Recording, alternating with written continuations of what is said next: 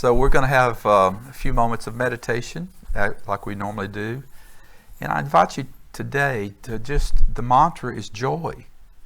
Just go within and feel joy to the depth of your soul, every cell and organ of your body. Just as you begin to breathe, you can feel this joy.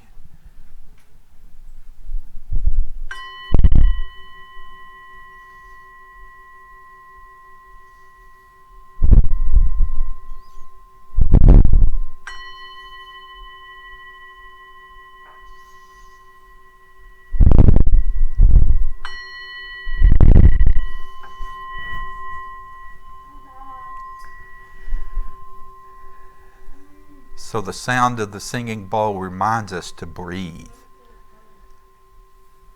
This sacred breath that we all too often take for granted. I have an app on my phone that just reminds me to breathe every hour. Take a moment to breathe. And we'll do that this morning. So get comfortable in your seat. Close your outer eyes if that's comfortable for you, if you're okay. Or you can pick a spot out in front of you and just have a soft gaze.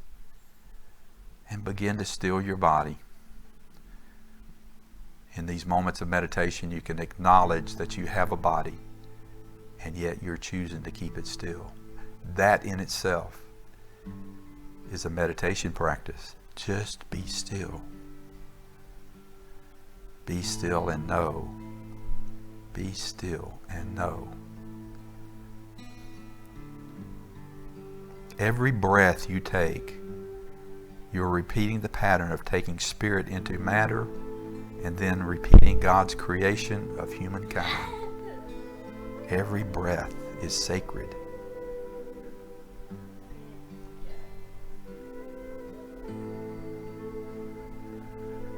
So slow down your body.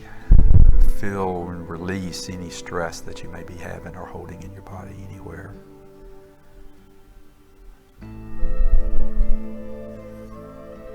Any distractions on the outer, just let them go. Any distractions on the inner, let them go.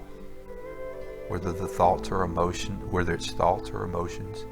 just let them go for a few minutes. And you do that by focusing on the breath. If something comes up during your meditation, your quiet time, return to the breath. And every time you breathe out, you are repeating the pattern of returning spirit to the material universe. In a way, every exhalation is a little dying as we pay the price for inspiriting the world. We inspirit the world with our joy and our love and these gifts of Advent. We inspirit the world.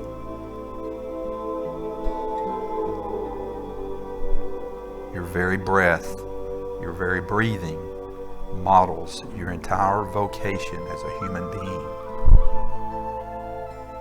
You are an incarnation, like Christ, of matter and spirit operating as one. Get a sense of that in your being right now, as your body gets even more still and more relaxed.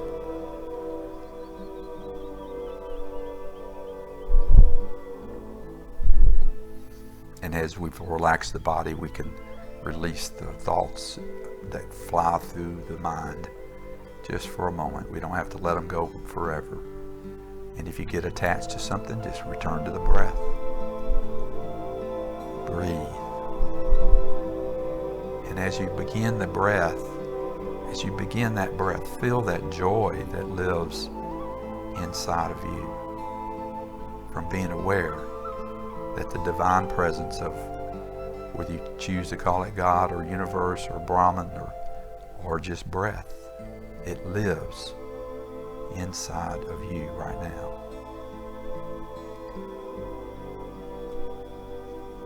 Joy, unspeakable joy,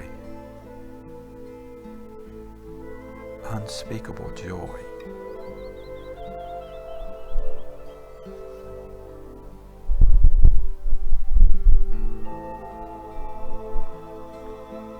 So more than anything else we believe or accomplished, breathing and sitting and knowing that we are operating as one presence, either knowingly or joyfully or not. Continue the mystery of incarnation in this time and space. You are in an incarnated spirit, just as the Christ was the incarnation of God coming into him.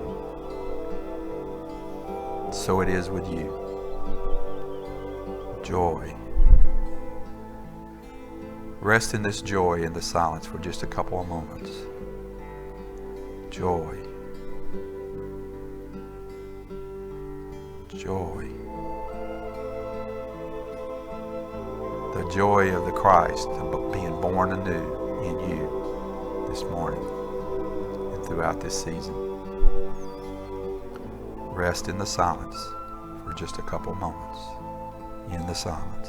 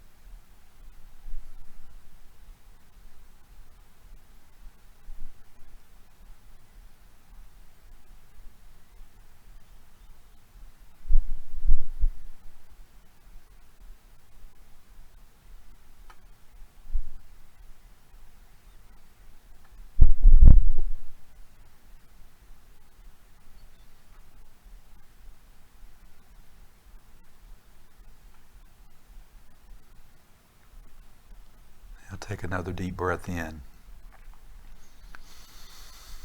and exhale it. And feel the incarnation of the Christ consciousness coming in and being aware that you're at least aware of it in that breath, that simple breath. Let's do that again.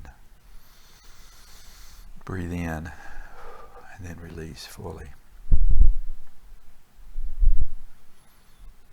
Spiritual teachers teach us when someone's asked you who you are, who am I? You can respond, I am. I am. From the core of your being, you can have joy, endless, unspeakable joy, with that awareness that there is no separation. You are one. I am.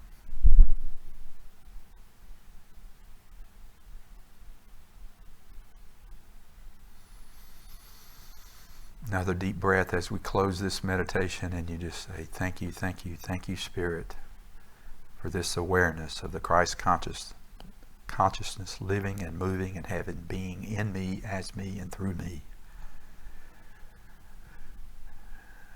We say thank you, thank you, thank you again.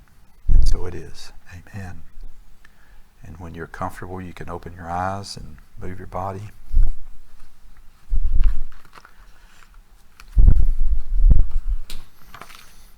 Count it all for joy.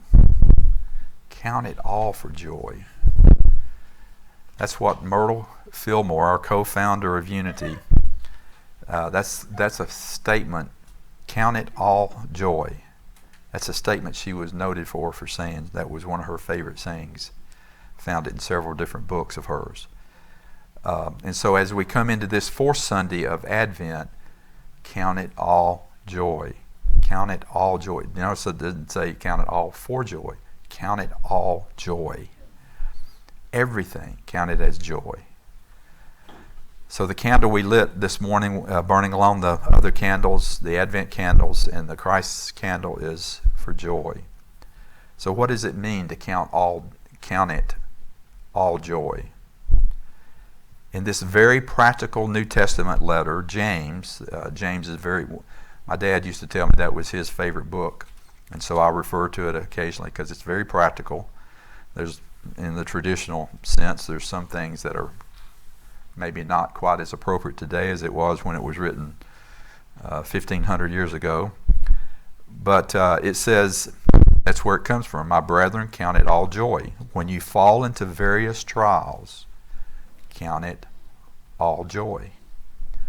We can have joy in our lives no matter what's going on, no matter what the condition in our outer. We don't even think about that sometimes. When we talk about joy, it's not based on a condition, an outer condition. It has nothing to do with our outer conditions. It means that joy is a decision. It's a recepting of awareness of a life filled with joy. It doesn't mean that we won't have trying times, difficult circumstances of all kinds. We don't need to show that yet, Chris. Okay.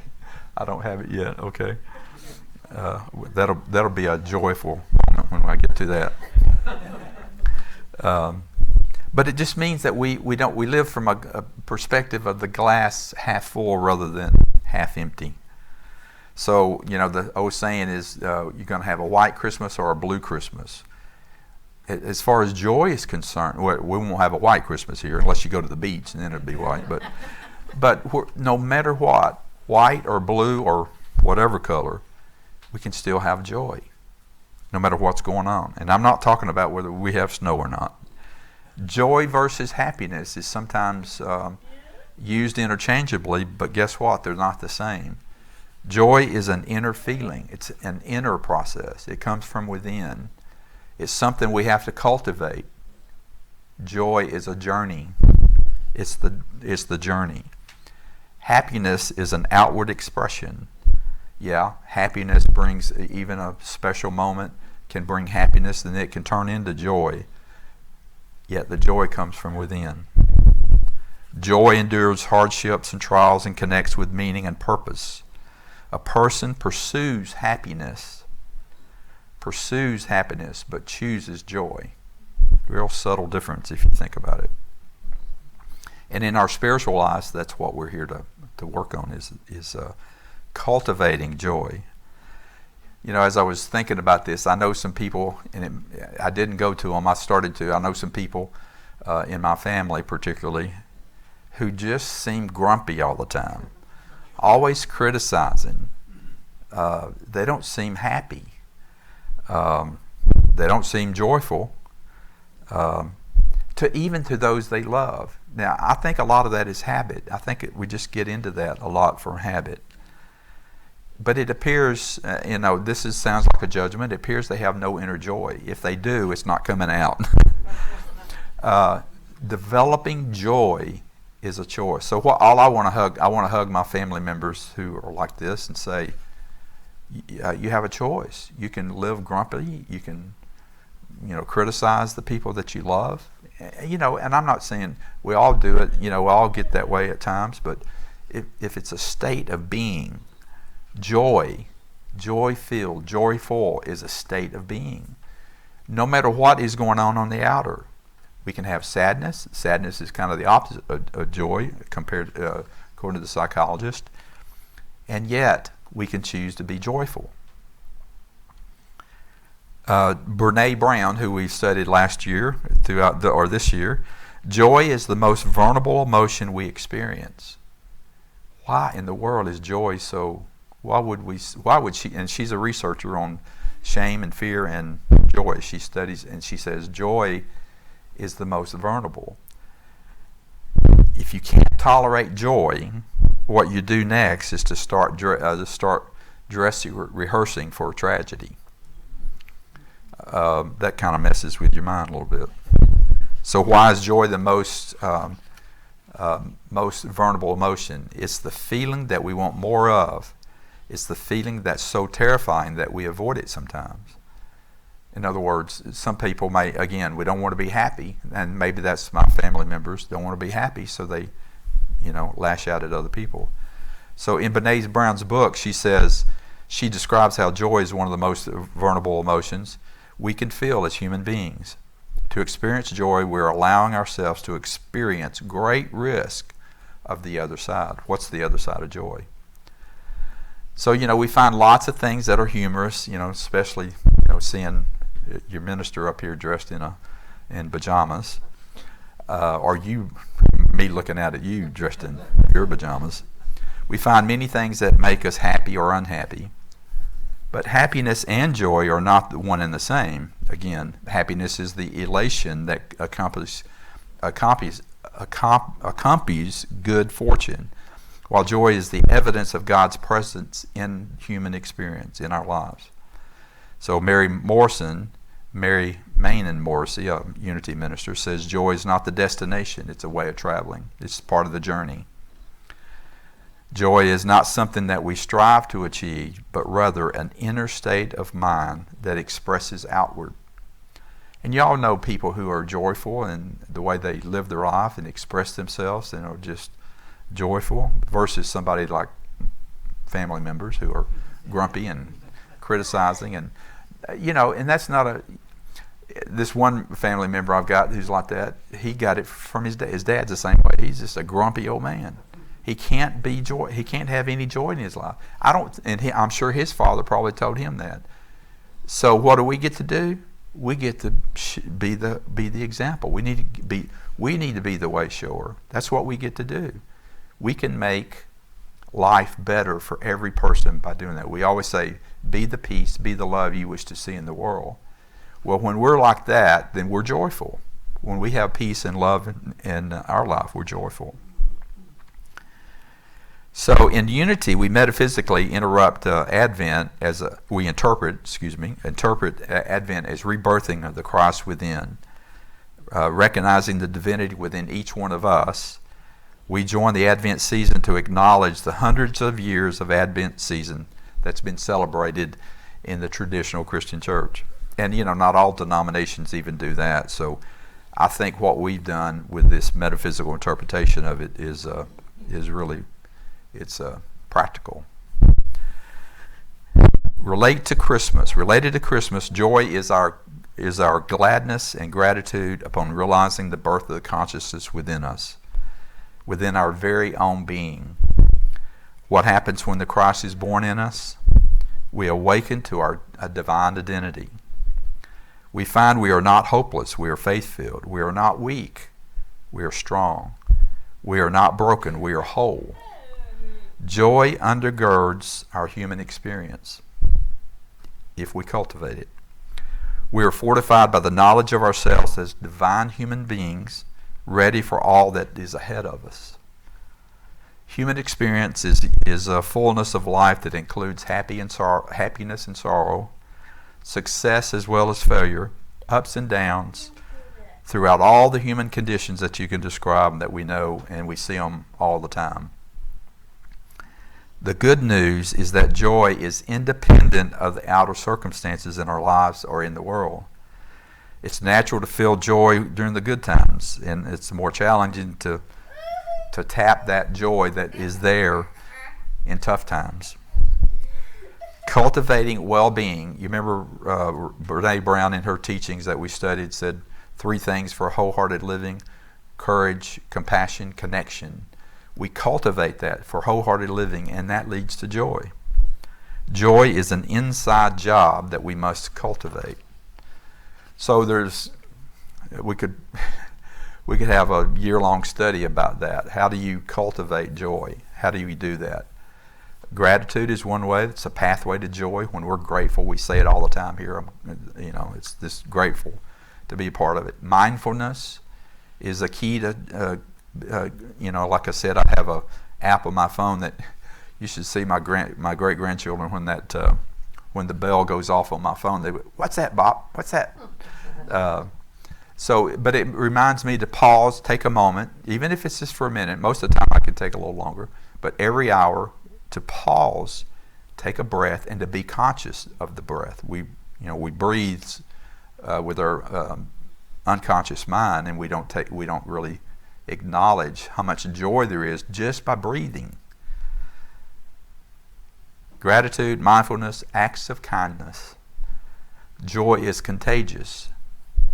Engage in acts of kindness, big or small, to make a positive impact on yourself and with others. And some of you guys wrote the book on that. You amaze me every week when you do. How we work with family services and the purses that we just did, that Becky and the women of all the women of Unity did. And what we did with family services, what we do with the community breakfast at First United Methodist. It is contagious, isn't it? Makes you feel good. Makes you feel joyful. Giving is a way, acts of kindness is a way to cultivate joy. Spiritual connection, deep inner joy is connected to our spiritual life. Nurture your relationship with the divine through prayer, meditation, and reflection, contemplation. We discover a wellspring of joy that sustains us through life's challenges when we practice this and cultivate joy in our lives. Whether our experience right now, today, is of good times or tough times, we can claim the Christmas story as our own. Christ consciousness is born in us today. Christ consciousness is born in you, each of you today. At least we acknowledge it's born in you. And I was going to say, guess what? It's born in you every day. Christmas comes, Advent comes every day. So there's opportunities abound for joyous experiences during this holiday season, and we've talked about those. Our little booklet talks about those, whether it's spending time with friends and family, decorating, caroling, cooking, wearing pajamas to church. It can be very comfortable to feel grateful for the joy the Christmas season brings. There's magic in the season of Christmas. Here's what I believe. I think I shared this one other time with you some time back. I have a little journal. I write some of this down. But I believe in a mythical Santa Claus who enlivens the spirit, generating the incredible joy for millions of children. Chris, I didn't bring the little clicker up here, so can you go to the next slide? There you go. So if that's not joy, I don't know what is. So we had a Santa Claus come to our house this past week. There's a man and a woman and Mrs. Claus. I didn't get a good picture of her right there. But they come to your house and will do pictures. Thanks. They'll do pictures and talk to the kids, and I'll show you another picture in a minute. It was just captivating. Of course, it was captivating for me too. Santa Claus came in, I shook his hand and welcomed him in the house. It was marvelous. How much joy that brings. Now we all know that's the power of myth, if you will. We all went through that. Most of us did. It's not all. And we do that with the stories in the Bible. We don't have to get all, hot and bothered because of the stories in the Bible may not be literal. Most of them aren't literal. Most of them were never intended to be literal. Same thing with Santa Claus. But it doesn't take away from the meaning of what it is. I believe in a mythical Santa Claus. I believe in the magic of the twinkle of the holiday lights. You see that? And we got them there. I believe in the Hallmark Channel's Christmas movies that started around Thanksgiving, always ending that leaves a lump in my throat. Your throat too, I'm sure, when you watch the Hallmark movies. I believe in radio stations that play nonstop Christmas music. I believe in last-minute shopping at Walmart. Went there yesterday. Just to be in the chaos. Not really, but if I'm going to go to Walmart, I might as well be happy about it, be joyful about it. I can't seem to talk my wife into that. She doesn't seem too joyful about going to Walmart the day before Christmas Eve. I believe in these traditions because of the way they make me, the way they make us feel. It's joy. We call it happiness. Yes, it is a happy moment, and yet you generate it from within. What a blessing it is to feel deep joy, the kind of joy when your heart could just burst with fullness, when your body shimmers with excitement, and the world feels more colorful, more alive, and all the good things we feel is all the things we feel possible. So we know the opposite of this is true, what I'm talking about. The opposite of joy, according to the researchers, is sadness. And I've even read some articles recently that therapists are working, if we're having moments of depression, joy is the way to work on it to get them out of depression. So we can our mental health is also tied to joy, being joyful. Having an active gratitude practice, like we said before, creates fertile ground to grow joy. Once gratitude takes root, you can draw yourself to even more experiences that cause you to feel joy. So like any muscle in our body, we have to cultivate it and repeat it and repeat it. The more you give thanks, the easier it is to find things and people to be thankful for. As the habit becomes more automatic, and it will, and you guys know it, gratitude will become your natural state, and joy follows. That's how we cultivate joy. If you want to cultivate joy, be thankful. We say it in the 12-step group, an attitude of gratitude. Have an attitude of gratitude changes your life because it generates joy. The key is to look within your negative experience and find something about it, however small, and feel grateful for that. We learn from living untethered, part of the things that block us for feeling our joy is what Michael Singer calls samskaras, blockage. Old things that we have stuffed down, old experiences or feelings and emotions that we have stuffed, that we haven't dealt with, and they block our joy. That's what I say, they block our joy. So learn how to release and let go and develop joy. Remember what Myrtle Fillmore says, count it all joy. Everything, count it all joy. Sometimes this practice is simple. Plans canceled sometimes because of the inclement weather. Try gratitude for warmth and shelter. Just whatever it is can be a challenge. Practicing gratitude is not the same as taking care of yourself out of disappointments and frustrations that are part of everyone's life. But it is a powerful way that you can let life's transient rhythms block you off kilter and take you away from joy. Joy is meant to be shared. You come here today, I think we come here to church. I think that's one reason people come to church, is to share their joy. Now, some of them are pretty cranky. If you've been to some of the churches in your life, some of them are pretty cranky. And I'm not sure why that happens, but it does. I see it. I saw it I went to church almost more than I went to school almost in my life. And there were some cranky people in church. Go figure. Everyone who crosses your path will fill your joy, and they will multiply your joy. So what's the secret to life? Let's see if I've got these in the right order. Nope.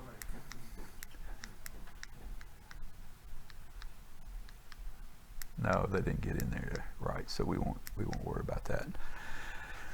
There's a secret to life, and that is everybody likes being told a secret, right? You want a secret? So in some ways we reveal this secret to you every Sunday.